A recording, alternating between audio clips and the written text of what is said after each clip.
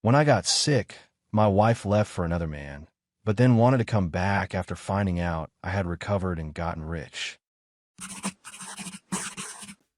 My wife left for another man when I got sick, and then she tried to come back after learning that I had recovered and gotten rich. I'm 47, and lately, I've been going through an emotional crisis. My wife turned away from me and started seeing another man when she learned I had an incurable disease. It all started about a year ago when I passed out at the office and was taken by ambulance. After a series of exhausting medical tests, I was diagnosed with a serious condition. I was told I had a liver infection, and if it wasn't treated, I could die. At that time, my wife was in another city at a friend's wedding. I didn't tell her about it over the phone because I didn't want to scare her. When she returned and saw me pale and sick, I had to tell her everything. She was shocked, but I didn't feel the warmth I had expected from her after such news. I wouldn't say she was cold, but more disappointed than upset or frightened, as if I was somehow to blame for my illness.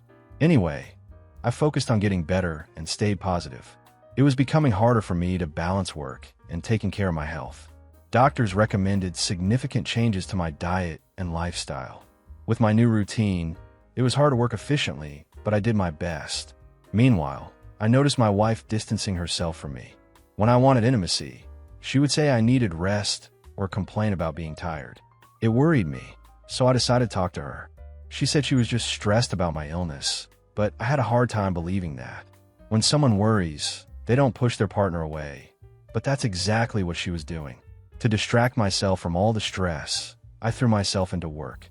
I was so busy that I started skipping meals and sometimes even forgetting my medication. Of course, it started to take a toll on my health, and I ended up in the hospital again. This time, my wife saw firsthand what I was going through. She took care of me. I was hospitalized for a week, and the doctor made it clear that if I didn't start taking my health seriously, things would get out of hand. I was advised to take time off and rest because work was only worsening my condition. But taking time off was almost impossible for me. You see, I don't work in just any regular corporation. The company I work for belongs to a close friend of mine. He started it in college. When he invited me to join him, I wasn't sure of his success, so I took a regular job. But after about 5 to 6 years, his company started bringing in good money, and he offered me a high position with a good salary. I agreed, and since then, I've treated the company as my own. I bear personal responsibility for its development. I manage a crucial area of the business. I took a little break and then returned to work. One day, I was discussing my test results over the phone with my doctor, and the company's founder accidentally overheard it. He was furious that I had kept my illness a secret and continued to overwork for the company. He insisted that I take time off and rest until I fully recovered. That's when I told him about my situation, that I might never be able to return to work, so I wanted to work as many months as possible in a year to secure my family's future. I hadn't discussed this with anyone, even my wife, but I had a bad feeling about my health. I had the sense that it was deteriorating, and in such a situation, I just wanted to earn as much money as possible so that my wife could live her usual lifestyle. I talked to my friend about it, and he reassured me that if anything happened to me, God forbid, he would take care of my family's finances. It was a huge relief, but I didn't want to burden him. However, he insisted that I take a 6-month leave with full pay, and if I wanted, I could occasionally work from home. I went home and told my wife that I wouldn't be going to work starting the next day. Before I could explain everything, she immediately asked if I'd been fired. I looked at her sarcastically and said, "Yes, because of my worsening health." I tried to lighten the mood with a joke. Her first reaction was, "Are you dying?" That broke my heart. How could she be so heartless? But I decided to play along and said, "Yes." She asked, "How much time do you have left?" I replied, "I don't know, but the doctor said maybe 6 or 7 months, or maybe less." I thought she would cry, or at least show some emotion, and it might even be funny to see her reaction, but she was cold. She simply said, "How am I going to manage financially? You don't have enough savings to support me. I've been telling you for a long time that you should leave your friend's company and find a job abroad, where they pay more. That way, we would already have enough money, and I could live comfortably." The thing is, she wasn't worried that I was dying. She was worried that I was dying poor and wouldn't leave her anything. I wanted to reassure her and tell her about my share in the company, which would provide her with a good life if anything happened to me. But I held back. I was curious to see what she would do next. I guess I haven't mentioned that I received a significant share in the company when we reached our first major milestone. As of today, the value of that share is about $1.1 million. And as the company grows, it will be worth even more, I'm sure. From that moment, my marriage basically froze in a deadlock. All our conversations became purely formal, and my wife didn't even ask about my health. I watch her leave in the morning, return late at night, and mostly eat out. Even though she didn't have a full-time job, she worked as a manicurist in a beauty salon only during the season. All of this bothered me, but I focused on my health. Then, last month, my wife came to me and asked when we were going to divorce. The world crashed down around me. Divorce was the last thing I wanted to face in such a state. I had no words. She said it was no surprise. She needed to move on, and the sooner she started distancing herself from me, the better. I sarcastically asked if she had already found a replacement for me. She nodded and said, "Yes, it's a man I've known for a while, but now I'm starting to see him as a potential partner, and I've been going on dates with him." I couldn't even describe what I felt at that moment. Inside, everything felt like it had snapped. I realized my marriage was a sham.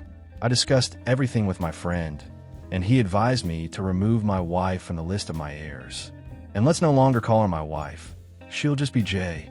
I removed her from all the documents, including my share in the company. Jay had no idea about my share because I wanted to surprise her when I retired. By that time, the value of the share would have grown exponentially. Fortunately, I hadn't told her about it earlier. She would have kept pretending and playing her role just for the money. Update 1. Hey everyone, thanks for the kind wishes. I'm glad I lied to Jay about my fatal illness and saw her true colors. Otherwise, my entire life would have been a lie. We have no children. My parents passed away a few years ago. I have a brother, but we're not close, so everything I had would have automatically gone to her. Despite my declining health, I worked hard last year to leave her enough money, and in return, she treated me like this. At first, I tried to just ignore her and focus on my health. I signed up for fitness classes as the doctor advised. I strictly followed the diet, did everything I could to get better, but the process was slower than it should have been. I realized that everything good I was doing for myself was being undone by just her presence. I couldn't watch her go on dates. She would come home drunk, with smeared makeup, and we barely talked. Sometimes she'd ask when we were finally going to divorce, or she'd make sarcastic comments like, "So, has the diet added a couple of extra days to your life?" Obviously, these were sarcastic and petty remarks. I pretended not to care, but it really hurt me. All of this was hindering my recovery process, or maybe even making things worse. Before this, I had a boring life, work, and family, and by family, I mean Jay. Now neither of those things were left, and I had nothing to do. My friend suggested I move into a small apartment on the top floor of the office building, where we used to hang out after work to relax. It has one bedroom and a small living room. I agreed because at home, I was suffocating. At least there, I could distract myself, walk around the office, see colleagues, and stay busy. A week in the new place did wonders for me. When I was about to move out, Jay asked if I was leaving for good. I said, not until the divorce is finalized. After that, she didn't call me anymore. Only when the divorce papers arrived did she leave a voice message thanking me for letting her go without any problems. The divorce process went smoothly because there were no children involved. Although, in reality, there was, but she didn't know about it. The house we lived in was rented for 10 years. 8.5 years had already passed, and there were only a year and a half left. I agreed to add her to the lease so she could live there for the remaining time for free. She knew I had no savings, and I told her I was using them to live out my remaining days. So, in the end, everything worked out. Now I'm just focusing on proper nutrition and training. I've also started attending important work meetings from my apartment to keep myself occupied. The latest checkup showed positive progress in my health, and I couldn't be happier. I used to think I wouldn't live long despite the treatment, but now I feel much better and look to the future with optimism. I'll write an update if anything changes. Update 2. Hey everyone, thanks for your interest in my situation. As I mentioned in the last update, my divorce was finalized, and I allowed my ex-wife to live in the house until the lease ends. After the divorce, I lived in an office building apartment because I moved out of our house. I took only the essentials with me, and the rest of my things went into storage.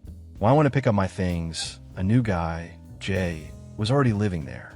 He awkwardly approached me and said he was sorry to hear about my terminal illness. I just smiled. He asked how much longer I had, and I replied that I didn't know, maybe just a few more months. I was completely calm seeing my ex's boyfriend. Perhaps I had finally let go of the situation, or maybe I was just happy to pass the freeloading wife on to someone else. Health update. I'm much better than before. I feel healthier than ever. I'm back to being involved in work processes, and it's been good for me. Life in the office building really helped, as I could work whenever I wanted. Now that my health has stabilized, I'm planning to sell part of my stake in the company to get my life back on track. I'm looking for a house. I've been living in the office for over 5 months now, although my friend says I can stay as long as I want. But I don't want to overstay my welcome. Amid all this, I received a message from an unfamiliar number. The woman introduced herself as the wife of Jay's boyfriend and asked for a meeting. I agreed. When we met, she asked about my health. From her face, she was surprised. She said I didn't look terminally ill. I smiled and asked what else she knew about me and why she wanted to meet. She told me that her husband had been in a relationship with Jay for over 2 years, but they had kept it secret. When my illness became known and my ex-wife got the house, he confessed to his wife about the affair, left her, and moved into my house. I was confused because Jay knew that the house was rented, not owned. Moreover, she was only pretending to have found a new man because of my illness, while she had been cheating on me long before that. This woman was devastated because, according to her, Jay had stolen her husband when he inherited $1 million from his father 2 years ago. Jay's boyfriend is much older than us, probably in his 60s, with grown-up children. His wife was ready to forgive him if Jay would back off, and that's why she was seeking my help. I asked her if she was sure about her decision, given that this man had been cheating on her for 2 years. She said she was sure because she didn't want to break up the family and couldn't imagine life alone in her old age. I don't judge her, as it's her choice, plus they haven't divorced yet. Then I told her the truth about my health, and she was happy for me, congratulated me on my recovery, and asked about my plans. I replied that I was looking for a new place to live, and then I told her that the house where Jay and her lover were living wasn't mine, but was just rented for another 1.5 years. When she heard that, her eyes lit up. I immediately understood what she was planning to do. She thanked me and left. The next morning, my phone exploded with calls and messages from Jay. In her voice messages, she was shouting, asking why I lied about my health, why I didn't tell her I had recovered, and why I hid the fact that I owned a stake in the company. Her panic was ridiculously pitiful. Then she came to my office. I saw her through the meeting room glass, but I told the secretary to make her wait a couple of hours. I know it sounds petty, but I took pleasure in watching her get nervous. Everything turned upside down. A few months ago, I was in the same state of anxiety and despair, watching her go on dates and come home drunk. When she was finally let into my office, she barged in and started shouting, repeating everything she had said in the voice messages. I listened to her, but inside, I just enjoyed her anger. It wasn't coming from love or pain, but from desperation. I smirked and asked how long she had been cheating on me. She was silent. Then she tried to lie, saying it only happened after I got sick. I looked at her in a way that made her realize I knew the truth. I forced her to admit that she had been seeing her lover for 2 years and asked if she had been with me, just for the money. She admitted that they had only been friends, nothing serious. And she slept with the lover only after she found out about my terminal diagnosis. I said, "Well, great, your husband is dying, and you go sleep with someone else." She kept lying. I pressured her to tell the truth. Eventually, she broke down in tears and started begging me to come back to her. She said I didn't have significant savings, and when she found out that the lover had inherited $1 million from his father, she switched to him. But he didn't want to leave his wife until Jay proved she wasn't just a gold digger. Then she offered him the house if he would leave his wife and marry her. So she was planning to deceive him, but the lover's wife found me and revealed the whole truth. I smiled and asked her to leave. She suggested we meet for dinner. I refused and told her again to leave. Then she said, "Well, since everything is settled, let's start over. Now I have no complaints against you." She tried to make me feel sorry for her, but she forgot she wasn't my wife anymore, and I no longer had to dance to her tune. I asked her to leave, or I'd call security. Honestly, there's nothing more satisfying than seeing the face of a humiliated cheater. I'll write an update when I've settled into my new life. Update 3. Hey guys, I'm incredibly happy to write this update. Now I'm fully divorced. Since my diagnosis, I've lost almost 11 kilograms. A lot of this is due to the lifestyle. I was so busy making money for the family, or rather for my ex-wife, that I completely forgot about my health. And for what? She left me as soon as she found out I was dying. The last time I wrote, Jay came to my work and begged me to give her another chance. In fact, after our meeting, the lover's wife immediately went to him and told him that Jay was a gold digger and had been with him only for the inheritance. Before that, he had defended her because she had let him move into the house. But when he found out that the house was only rented and she would soon be fully dependent on him, he felt betrayed. Moreover, it turned out that Jay had lied to him about many things just to trap him. She was really with him for the money from his late father, but the lover's wife stood firm.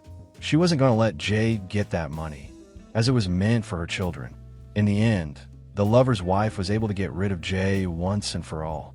I don't know what's going on with the lover and his wife now. She used to keep me updated, but now we don't talk. I asked her a few times how she managed to forgive the infidelity, but she didn't want to discuss personal matters, so I didn't insist. Meanwhile, my ex-wife tried in every possible way to restore our relationship. She called, wrote letters, flooded me with messages. When I got tired of it, I just blocked her everywhere. Then, knowing I was planning to move into my own place, Jay started coming to my office, sending holy gifts. The thing is, she doesn't have a job, and the house lease ends in a couple of months. I found out from one of the neighbors that Jay had been renting one of the rooms in the house to some guy for a year. Apparently, she's living off that money. What else she's doing, I don't know. Maybe she found another way to support herself, but I don't care anymore. Now I understand that everything in life happens for a reason, and always for the best. My health is fine. I bought myself a place, a small 2-bedroom penthouse, but it's cozy, and I've furnished it the way I like. I couldn't be happier. Many people advise me to start dating again, but I haven't done that yet. Some younger colleagues at work recommended social networks for people 45 and older starting a new life. I even installed the app, but I'm not sure I'm ready to dive into the modern dating world. I was also warned that there are many scammers on such sites, so I'm a little cautious and don't want to get involved in another unpleasant situation. If you have any advice or recommendations, I'd love to hear them. Thanks to everyone for the support and kind words.